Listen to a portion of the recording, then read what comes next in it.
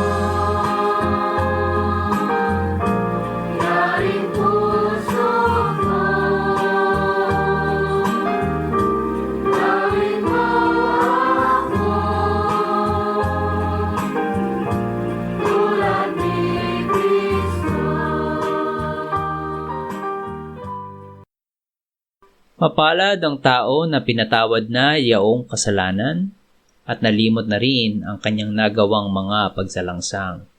Mapalad ang taong sa harap ng Panginoon ay di na pinararatangan ng kasalanan, dahilan sa siya ay hindi nanlilinlang.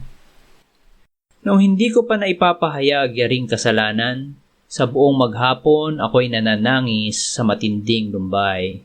Sa araw at gabi, bigat ng kamay mo ang nararamdaman, ano pa't wala nang nalalabi akong lakas sa katawan. Hamog ang kaparis na dagling na tuyo sa sikat ng araw. Ako ay lumapit sa iyong harapan at salay inamin. Ang aking nagawang mga pagsalansang di ko inilihim. Pinagpasyahan ko ang lahat ng ito sa iyo'y idaing at aking natamo ang iyong patawad sa sala kong angking. Mga minamahal, sinasabi sa unang Juan 1:9, kung ipinapahayag natin ang ating mga kasalanan, maaasahan nating ipatatawad sa atin ng Diyos ang mga ito at lilinisin tayo sa lahat ng ating kasamaan sapagkat siya'y tapat at matuwid. Salamat sa iyo, O Diyos. Pinatunayan mo ang iyong pag-ibig sa amin nang si Kristo ay mamatay para sa amin noong kami mga makasalanan pa. Ngayon ay buksan mo ang aming mga labi at kami ay magpupuri sa iyo.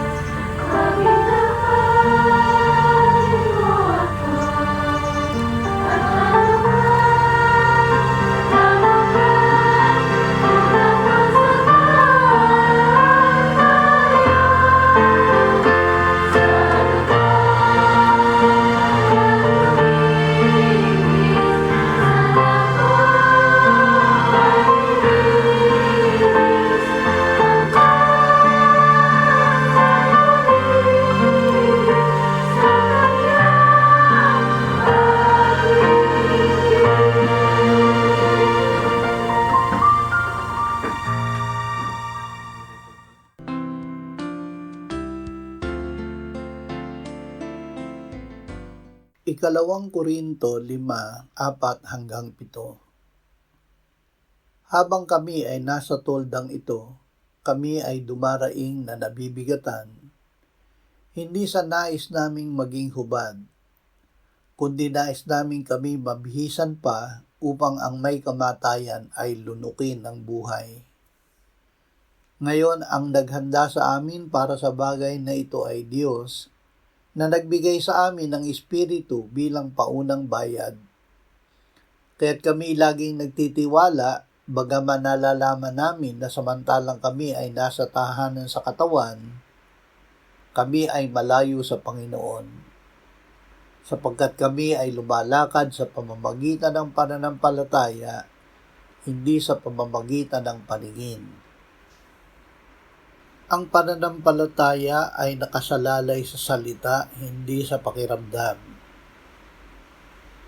Ang unang hakbang ng kaligtasan at ang patuloy na paglakad ng Kristiyano ay hindi dapat ibatay sa nararamdaman, kundi sa katotohanan ng salita ng Diyos. Sapagkat sa pamamagitan ng pananampalataya tayo ay lumalakad, hindi sa pamamagitan ng paningin. Huwag hintayin na maramdaman natin na tayo ay pinatawad na bago maniwala. Manampalataya tayo sa sinabi ng Diyos at ang kapayapaan ay susunod sa ating pananampalataya. Awit 27:11-14. Ituro mo sa akin, O Panginoon, ang iyong daan.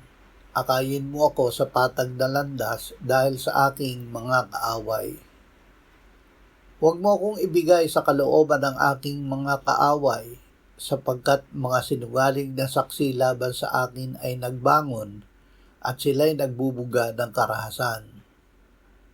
Ako'y naniniwala na aking masasaksihan ang kabutihan ng Panginoon sa lupain ng mga nabubuhay. Maghintay ka sa Panginoon, magpakalakas ka at magpakatapang ang iyong puso. Oo, maghintay ka sa Panginoon. Ang paghahanap ng pakiramdam ay hadlang. Ang pagnanais na makakita o makaramdam bago maniwala ay kawalan ng pananampalataya. Ang tunay na nananalig ay makakakita ng kaluwalhatian ng Diyos pagkatapos maniwala. Sinabi ng Panginoong Hesus kay Marta, "Hindi ba't sinabi ko sa iyo na kung maniniwala ka ay makikita mo ang kaluwalhatian ng Diyos?" Kahit hindi natin nararamdaman, piliin nating maniwala na kasama natin ang Diyos. Ito ay kalugod-lugod sa Kanya. Pananampalataya ang paraan upang makita natin ang kabutihan ng Diyos sa lupain ng mga buhay. Hebreo 12:1-3. Yamang napapalibutan tayo ng gayong kakapal na bilang ng mga saksi, itabi natin ang bawat pabigat at ang pagkakasalang madaling bumibitag sa atin, at tumakbo tayong may pagtitiis sa takbuhing inilagay sa harapan natin. Pagmasdan natin si Jesus na siyang nagtatag at nagpasakdal ng ating pananampalataya, na dahil sa kagalakang inilagay sa kanyang harapan, ay tiniis niya ang krus, hindi inalintana ang kahihiyan, at siya'y umupo sa kanan ng trono ng Diyos. Isaalang-alang ninyo siya na nagtiis ng gayong pagsalungat ng mga makasalanan laban sa kanyang sarili, upang kayo'y huwag manghina o manlupaypay. Si Jesus ang tingnan, hindi ang sarili. Ang pakiramdam ay laging naghahanap ng anuman sa loob ng sarili, emosyon, init, sigla. Ngunit ang pananampalataya ay laging nakatingin kay Jesus. Kung malamig ang ating pakiramdam sa pananalangin, huwag tayong tumigil. Manalangin pa rin ng may pananampalataya na ang ating isip ay nakatuon sa kapangyarihan ni Jesus at hindi sa ating pakiramdam. Juan 20:26-29. Pagkaraan ng 8 araw ay muling nasa loob ng bahay ang kanyang mga alagad at kasama nila si Tomas. Nakasara ang mga pinto, subalit pumasok si Jesus at tumayo sa gitna at sinabi, "Kapayapaan ang sumainyo." At sinabi niya kay Tomas, "Ilagay mo rito ang iyong daliri at tingnan mo ang aking mga kamay. Ilapit mo rito ang iyong kamay at ilagay mo sa aking tagiliran. Huwag kang mag-alinlangan kundi sumampalataya."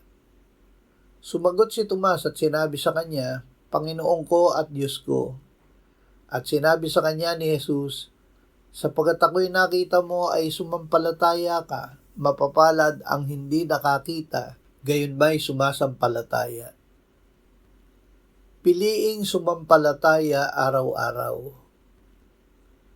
Kailangan nating magpasya araw-araw. Makikinig ba ako sa aking nararamdaman o mamumuhay ayon sa pananampalataya? Sinabi ng Panginoong Hesus, "Mapapalad ang mga hindi nakakita, gayon may sumampalataya." Ang pananampalataya, hindi ang ating nakikita o nararamdaman ang nagpaparangal sa Diyos. Tuwing umaga, magpasya na ipamuhay ang katotohanan na sinasabi ng Biblia, hindi ang ating nararamdaman. Kung sinasabi ng pakiramdam na mahina ka, ang sabihin ay ang pananampalataya na malakas ako kay Kristo. Ang pananampalataya ay hindi pakiramdam. Ang pananampalataya ay nakaugat sa katotohanan ng salita ng Diyos, hindi sa pabago-bagong pakiramdam. Ang kaligtasan at paglakad kasama si Kristo ay nararanasan sa pamamagitan ng pagtitiwala sa Kanyang sinabi. Ang pagkakita sa kaluwalhatian ng Diyos ay bunga ng pananampalataya.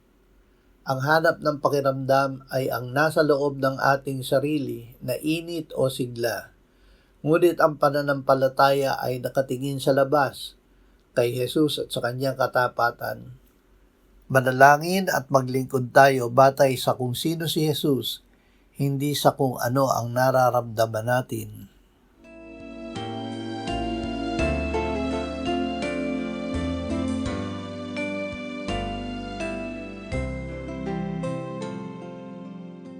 Manalangin tayo. Panginoong Hesus, sinabi mo, "Malibang kainin ninyo ang laman ng anak ng tao at inumin ang kanyang dugo, kayo ay walang buhay sa inyo. Ang sino mang kumakain ng aking laman at umiinom ng aking dugo ay may buhay na walang hanggan, at akin siyang muling bubuhayin sa huling araw. Sapagkat ang aking laman ay tunay na pagkain at ang aking dugo ay tunay na inumin. Siya na kumakain ng aking laman at umiinom ng aking dugo ay nananahan sa akin at ako sa kanya. Kung paanong buhay ang Ama na nagsugo sa akin at ako ay nabubuhay sa pamamagitan ng Ama, gayon din siya na kumakain sa akin, siya man ay mabubuhay sa pamamagitan ko." Panginoong Hesus, aming tagapagligtas, tinatanggap ka namin sa oras na ito bilang aming tinapay ng buhay. Tinatanggap namin ang iyong katawan na ipinako sa krus, namatay, inilibing, binuhay na muli, at iniakyat ng Ama sa kanyang kanan sa langit bilang aming tunay na pagkain. Tinatanggap namin ang iyong dugo na nabuhos sa ikapagpapatawad ng aming kasalanan bilang aming tunay na inumin. Manahan at mabuhay ka sa amin upang kami ay mamuhay sa pamamagitan mo kung paanong ikaw ay namuhay sa pamamagitan ng Ama. Salamat, Ama, sapagkat dahil kay Kristo, kami ngayon ay nakapamumuhay kasama mo kaisa ng Espiritu Santo. Sa iyo ang lahat ng kaluwalhatian, ngayon at magpakailanman. Amen.